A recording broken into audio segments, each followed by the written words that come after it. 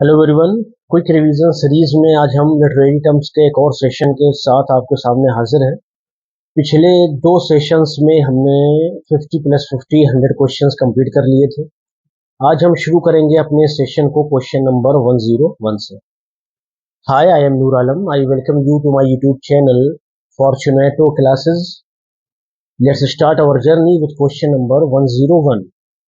The first Indian author to win the prestigious Pulitzer Prize in the USA.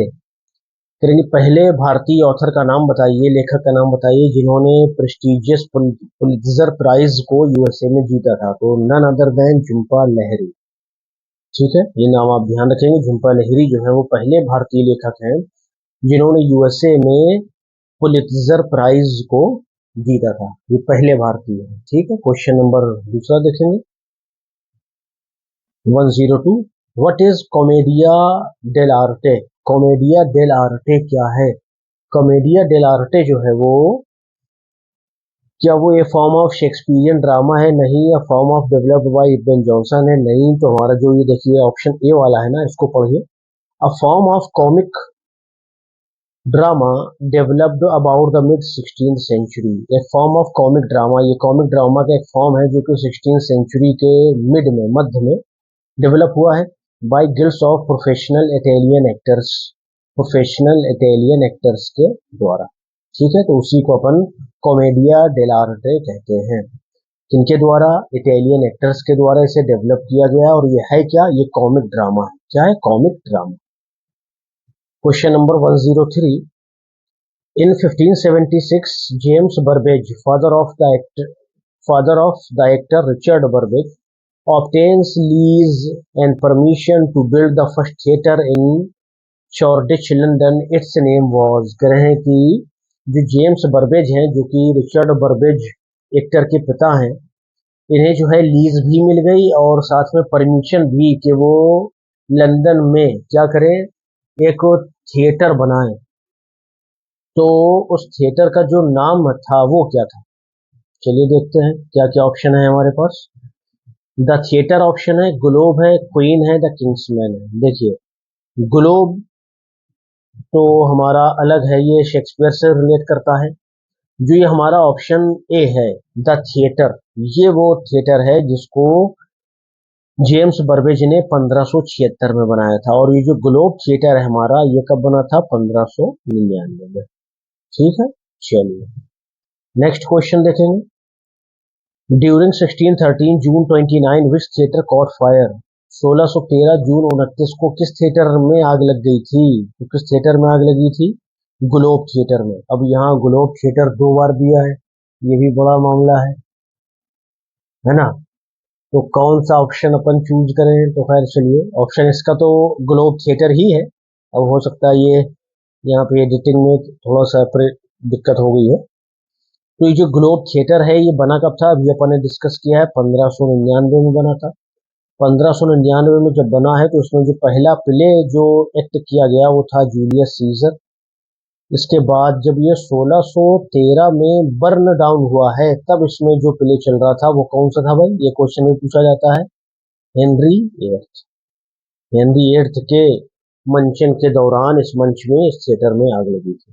ठीक, चलिए next question 105. 16 September 1642 September 2, Parliament issued an ordinance suppressing all stage plays in London and करें कि सितंबर 2, 1642 में parliament ने issue किया an ordinance suppressing all stage plays in London end. जब उन्होंने stage place को सप्रेस करने के लिए ऑर्डिनेंस पास किया तो क्या हुआ था? The theatres were open. क्या थिएटर ओपन हो गए थे? नहीं भाई, सप्रेस कर रहे हैं तो ओपन का तो सवाल ही नहीं है। तो इसका मतलब है कि ये जो ऑप्शन है हमारा, थिएटर्स वर क्लोज। ठीक है, 1642 को 2 सितंबर को पार्लियामेंट ने स्टेज प्लेस को सप्रेस करने के लिए क्या किया था? थिएटर्स को बंद करा दिया था एक ऑर्डिनेंस के जरिए।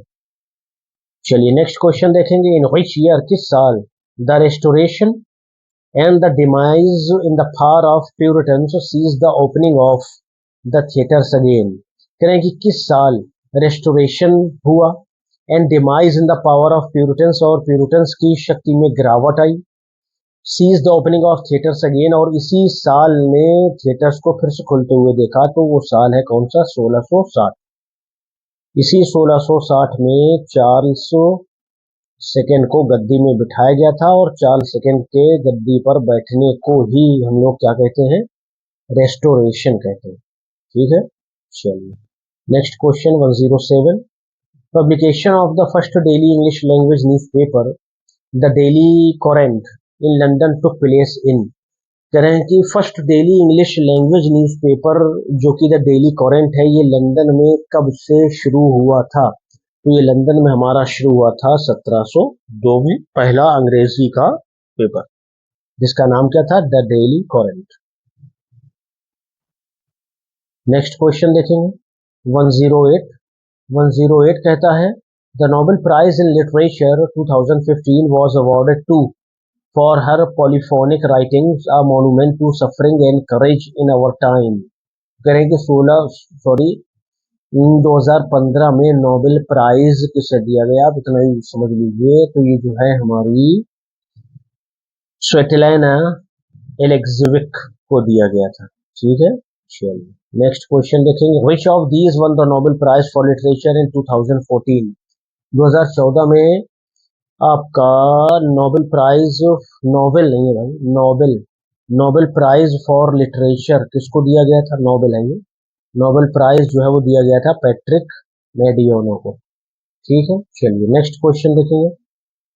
The Nobel prize in literature 2016 was awarded American singer and songwriter for having created new poetic expressions within the great American song tradition. किस अमेरिकन सिंगर और राइटर को उनकी न्यू पोएटिक एक्सप्रेशन को ईजाद करने के लिए या निर्मित करने के लिए नोबेल प्राइज दिया गया था 2016 में? तो इसका जो आंसर है वो है बॉब डायलन। कौन है भाई? Bob Dylan, American singer writer हैं। इन्होंने एक न्यू पोएटिक एक्सप्रेशन को दिया था 2016 में। 1600 आ रहा है बार बार। चलिए 111। Which hero made his earliest appearance in Celtic literature before becoming a staple subject in French, English and German literature? कह रहे हैं कि कौन सा वो हीरो है जिसने अपनी शुरुआती अपीयरेंस को दिखा दिया है केल्टिक लिटरेचर में, इससे पहले कि वो फ्रेंच, इंग्लिश और जर्मन में आता? तो वो कौन है? आर्थर, किंग आर्थर के नाम से जाने जाते हैं। केल्टिक लिटरेचर में पहले आए थे, फिर फ्रेंच, इंग्लिश और फिर German. Who would be called the English Homer and father of English poetry? किसे इंग्लिश होमर और इंग्लिश पोएट्री का फादर कहा जाता है? तो चौसर को कहा जाता है। इसमें एक और ये पॉइंट जो जोड़ दिया है, होमर किसे कहा जाता है, तो इसको भी अपन ध्यान रखेंगे कि जोफ्री चौसर को कहा जाता है। Next question, what was vellum? Vellum क्या है? 113 question. Parchment made of animal skin, क्या पार्चमेंट है जो एनिमल स्किन से बनाया जाता है? बिल्कुल सही बात है। पार्चमेंट क्या है? छोटा सा टुकड़ा हो जिसमें लिखने के लिए जिसको यूज किया जाए। ये पार्चमेंट आपको पता है कहाँ मिल जाएगा सुनने के लिए, पढ़ने के लिए? जूलियस सीजर प्ले में जब एंटोनी लास्ट में अपना जो है स्पीच देता है, जिसमें बार बार वो दोहराता है, and Brutus is an honourable man, and he says Julius Caesar was ambitious and Brutus was an honorable man। उसी में ये कहता है कि here is the a parchment, उसको कहता है कि यहाँ देखो ये एक टुकड़ा है जिसमें सीजर की विल लिखी हुई है। तब पब्लिक कहती है कि दिखाओ दिखाओ, पढ़ो पढ़ो, और वो कहता भी है कि let's know the common the will of Julius Caesar. ये पार्चमेंट वर्ड आपको जूलियस सीजर में मिल जाएगा। चलिए नेक्स्ट क्वेश्चन देखेंगे। Only a small proportion of medieval books survive. करें कि मेडिएवल पीरियड की कुछ ही किताबें बची हैं। Large numbers having been destroyed, अक्सर जो किताबें हैं वो जला दी गई या उन्हें बर्बाद कर दिया गया। किनके द्वारा बर्बाद कर दिया गया?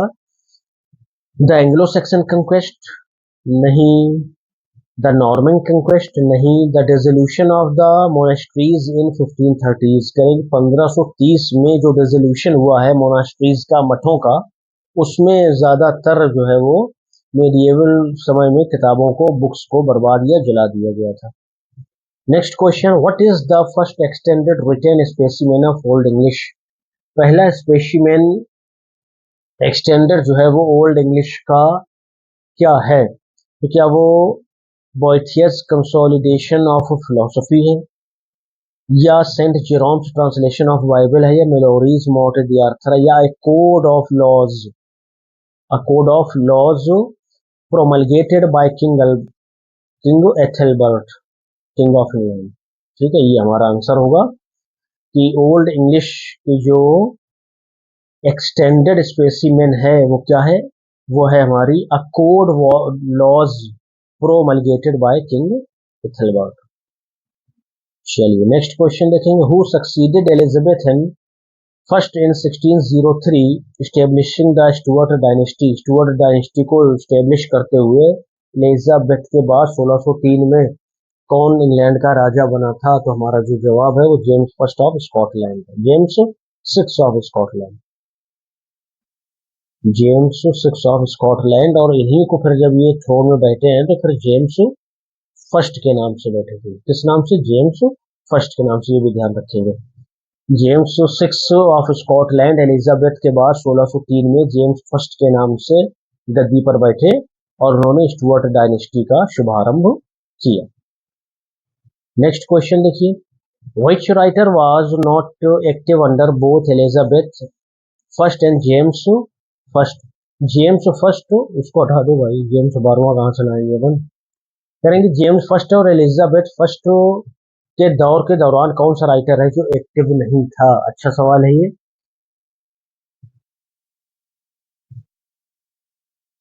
तो ये जो राइटर हैं हमारे, क्या वो बेन जॉनसन है, जॉन डन है, या मिल्टन है, या शेक्सपियर है? शेक्सपियर तो थे ही, बेन जॉनसन भी थे, इनको तो अनऑफिशियल आपका पोएट लॉरिएट बनाया था जेम्स फर्स्ट ने। जॉन डन भी थे, मेटाफिजिकल पोएट जो थे। जॉन मिल्टन नहीं थे, इसलिए इनको क्या कहा जाता है? बिलेटेड एलिजाबेथन कहा जाता है, Elizabethan poet, belated Elizabethan poet कहा जाता है। किसको कहा जाता है भाई? हमारे जॉन मिल्टन को। ठीक है, चलिए next question, what was the intended target of the gun powder plot? Gun powder plot जो कि 1605 में हुआ था, इसका इंटेंडेड टारगेट कौन था बताइए? वेस्टमिंस्टर अबे था, the tower bridge, the houses of parliament, या बकिंगम पैलेस? तो आंसर हमारा the houses of parliament. 1605 gun powder plot, और इसी की वजह से विलियम शेक्सपियर को मकबेथ लिखना पड़ा था। क्या लिखना पड़ा था भाई? प्ले मकबेथ। ठीक है, और इसमें इन्होंने ये सफाई देने की कोशिश की थी कि उनका कोई लेना देना नहीं है, क्योंकि मकबेथ में कुछ ऐसे लोगों को भी नाम आ रहा था, या ऐसे लोग पकड़ लिए गए थे कि जिनका दूर रिश्ते में जाकर के शेक्सपियर से कुछ मामला बनता था, रिश्ता जुड़ता था जाकर के। चलिए next, which of the following was not one of the four bodily humours? कह रहे हैं कि which of the following was not one of the four bodily humours? चार बॉडली ह्यूमर्स में से कौन नहीं है? कॉलर है, ब्लड है, ब्लैक बाइल है, लेकिन कोलेस्ट्रॉल नहीं है। इसके अलावा कौन सा होता है? फोर, येलो बाइल होता है। ठीक है, ये चार होते हैं, कोलेस्ट्रॉल नहीं होता है। 119 का सी नंबर।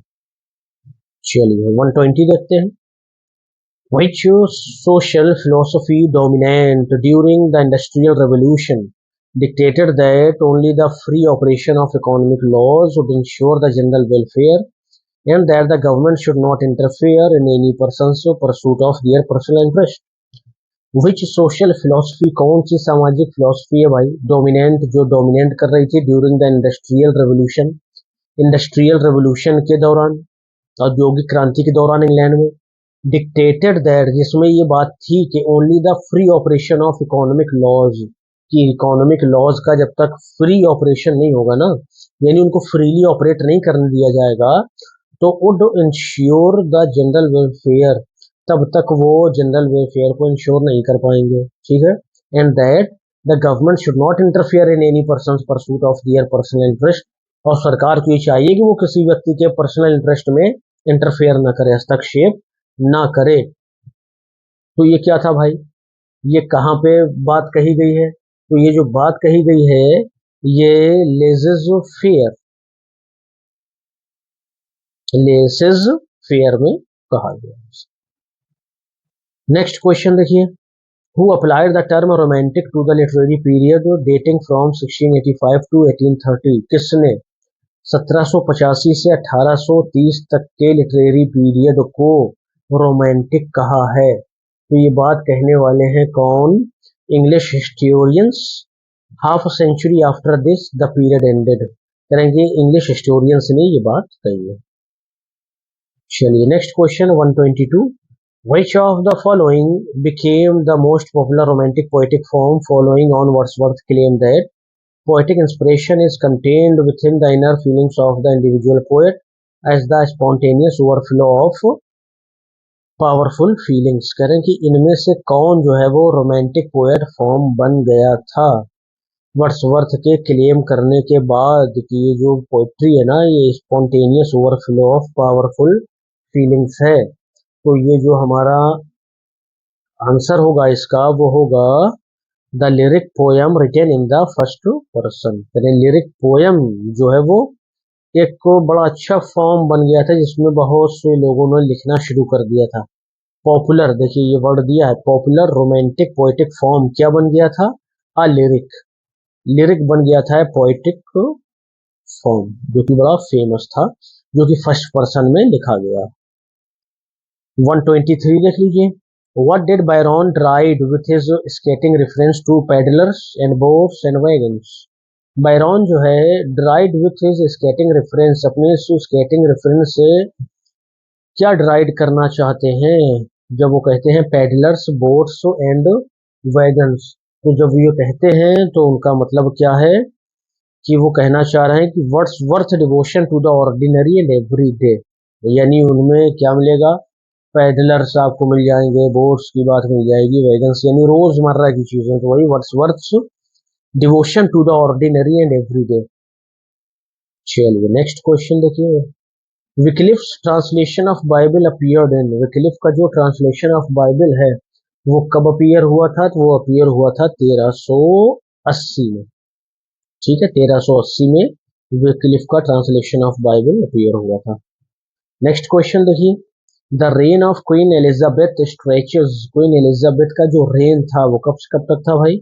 तो हमारा आंसर होगा सी, 1558 से 1603 तक। ठीक है, 1558 से 1603 तक क्वीन एलिजाबेथ जो है वो इंग्लैंड की महारानी रही है।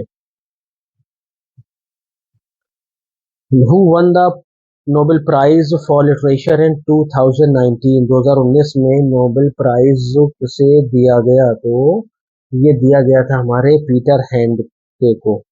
Peter Handke, Nobel prize 2019 Peter Handke. Who are the winners of Man Booker prize award 2019? 2019 के मैन बुकर प्राइज विनर कौन कौन थे भाई?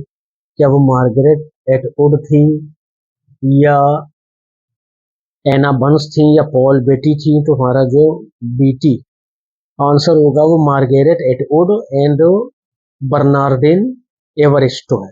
ठीक है, ये दोनों लोगों को 2019 में मैन बुकर प्राइज दिया गया। Next question, who won the Sahitya Akademi award in English for 2019? 2019 में साहित्य अकेडमी अवार्ड जो है वो किसको दिया गया? तो ये दिया गया है हमारे none other than non fiction writer Shashi Tharoor को। किसके लिए, किस बुक के लिए? An era of darkness. ये उन्होंने किताब लिखी है, उस वक्त को दिखाया है इसमें जबकि अंग्रेज हमारे ऊपर शासन कर रहे थे। बहुत अच्छे अच्छे फैक्ट इन्होंने जो है रिसर्च करके बताए हैं लोगों को। तो 2019 में साहित्य अकेडमी पुरस्कार शशि थरूर को उनकी किताब एन एरा ऑफ डार्कनेस के लिए दिया गया। चलिए फिल इन द ब्लैंक्स शुरू है भाई।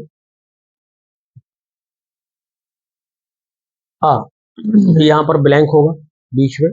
is a question asked in form of which does not in reality seek an answer but rather emphasizes a certain point? करें कोई ऐसा सवाल जो does not in reality seek, कोई वास्तविकता के लिए ना किया गया हो बल्कि टू सीक एन आंसर जवाब के लिए, but rather emphasise a certain point, बल्कि किसी पॉइंट को एम्फेसाइज करने के लिए सवाल किया जाए तो उस सवाल को हम लोग क्या कहते हैं, तो वो हमारा कहलाता है रिटोरिकल क्वेश्चन।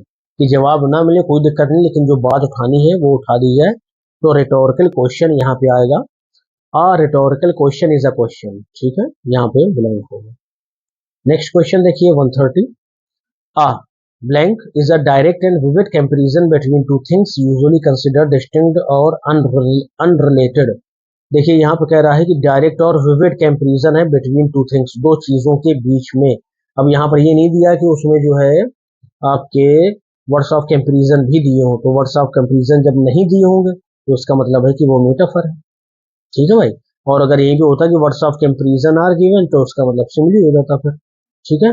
तो जब कोई दो चीजों में जो कि बिल्कुल अनलाइक है उनमें तुलना की जाएगी और आपके comparison words so like as नहीं दिए जाएंगे तो वो हमारा फिर मेटाफर होता है।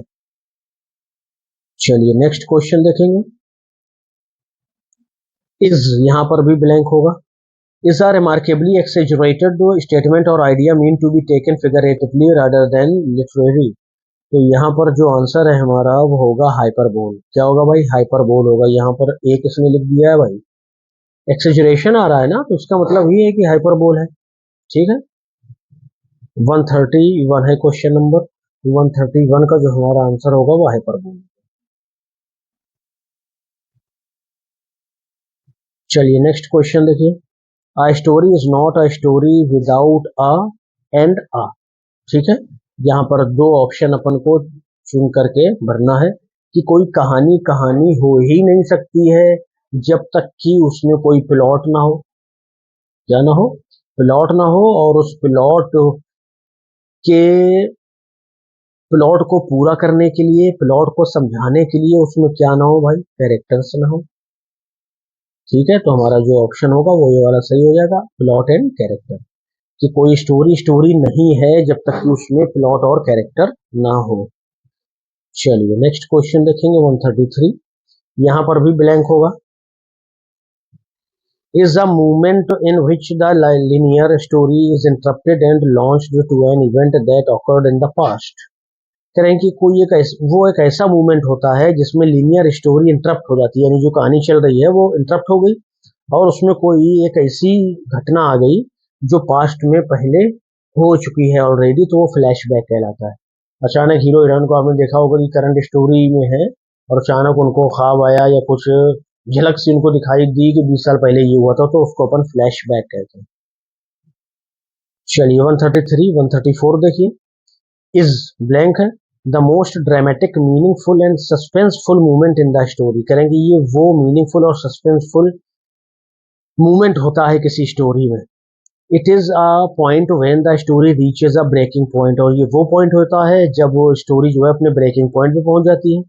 व्हेन समथिंग और समवन मस्ट चेंज, जब वो व्यक्ति को या उस दौरान जो घटनाएं हो रही है उनमें किसी न किसी को क्या होता है? बदलना होता है। तो वो क्या है भाई? बताइए वो क्या होगा? क्लाइमेक्स होगा। ब्रेकिंग पॉइंट कहा है ना, तो ये हाईएस्ट पॉइंट हो गया, यानी अपने टॉप में जब कोई भी ड्रामा या कोई भी प्लॉट पहुंच जाए तो उसको अपन क्लाइमेक्स कहते हैं। और वहां जा करके क्या होता है कि वहां जो घटनाएं हो रही हैं, जो हीरो है उसको बदलना होता है, ठीक है। तो ये जो क्लाइमेक्स है क्या है? The climax is the most dramatic meaningful and suspenseful movement in the story, ठीक है। चलिए 135 देखेंगे। 135 कहता है blank is the repetition of a certain sound at the beginning of successive words और फ्रेज। करेंगे जब वो किसी सेंटेंस में जो शब्द दिए हो उनकी शुरुआत में कुछ फ्रेजेस या शब्द जो हैं वो क्या हो रहे हो, उनमें कोई एक साउंड हो जो बार बार रिपीट हो रहा हो, तो वो क्या कहलाता है? एलिट्रेशन कहलाता है। क्या कहलाता है भाई? एलिट्रेशन, ठीक है। जैसे she sells shells on the sea shore, वो समंदर किनारे बैठी हुई शेल्स बेच रही है। तो शी देखिए, शाया फिर साया फिर शाया फिर साया फिर शाया, ये जो साउंड की रिपीटेशन है ना इसको अपन इलिटरेशन बोलते हैं। चलिए नेक्स्ट क्वेश्चन, चलिए 135 तक ही रखते हैं, फिर बाकी अगले सेशन में देखेंगे। उम्मीद है आपको सेशन अच्छा लगा होगा। पूरी तरह से तैयारी में लगे रहिए। पीजीटी का एग्ज़ाम भी करीब है और टीजीटी का भी एग्ज़ाम भी करीब है। और अगर आप DSSB की तैयारी कर रहे हैं या एमपी टेट की तैयारी कर रहे हैं, किसी भी कॉम्पिटिटिव एग्जाम की तैयारी कर रहे हैं और अपने को एक टीचर, गवर्नमेंट टीचर के रूप में देखना चाहते हैं, तो फिर आपको दूसरों से आगे निकलना होगा। ठीक है ना। दूसरों से आगे कैसे निकलेंगे कि 24 आवर्स में सिर्फ पढ़ना नहीं है कि 24 आवर्स हमारे पास है और हम बस पढ़े जा रहे हैं पढ़े जा रहे हैं, तो it is not a solution. बल्कि solution is that which your is read, जो कुछ भी पढ़ा जाए it must be revised time to time. उसे टाइम टू टाइम रिवाइज करना है। 24 आवर्स में मान लीजिए आपने अगर 10 घंटे भी पढ़ाई करी है, तो इन 10 घंटों में आपका रिवीजन जो है वो 6 घंटे का होना चाहिए। 4 घंटे पढ़िए, 6 घंटे रिवाइज करिए, या 4 पढ़िए तो कम से कम 4 घंटे रिवाइज करिए, है ना। ताकि देखिए रिवीजन जो है ना सबसे ज्यादा जरूरी चीज है। पढ़ते जाएंगे चीजें रुकेंगी दिमाग में, 10% 20% रुकेंगी, लेकिन जब आप उसको बार बार रिवाइज करेंगे ना, तो फिर 70 से 80% वो चीजें दिमाग में रहेंगी। कोई भी क्वेश्चन पेपर में आएगा, झटाक से आप उसमें करेक्ट करके बढ़िया नंबर पा जाएंगे आप। ठीक है ना। चलिए मिलते हैं नेक्स्ट सेशन में। Till then bye bye, thank you.